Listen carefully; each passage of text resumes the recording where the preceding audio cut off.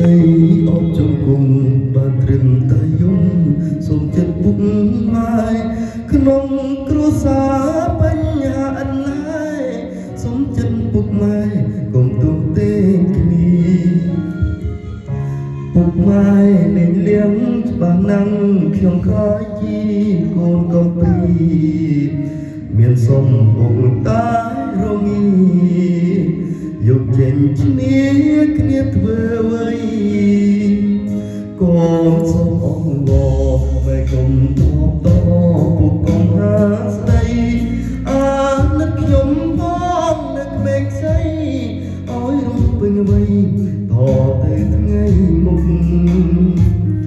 សូមពាក់មង្គលនៅក្នុងគ្រួសារដូចភ្លើងរត់កូនត្រូវរស់អស់ដីទុកបើពុកចិត្តមិនមេត្តាកុំយកគ្នាខ្ញុំអ្នកកុំព្រាគ្មានពុកម៉ែអើយពុកអើយឈប់ទៅ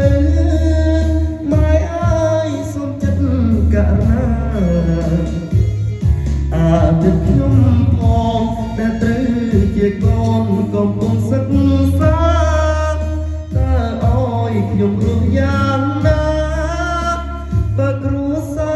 រគ្មានដីស្លុក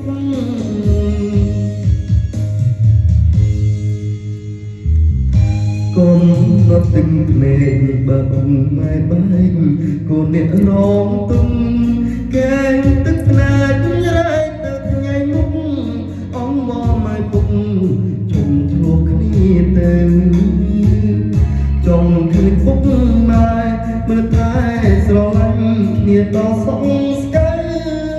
ខ្ញុំជាកូនក៏អាចរស់នៅមានពុកម៉ែហើយដូចគេដូច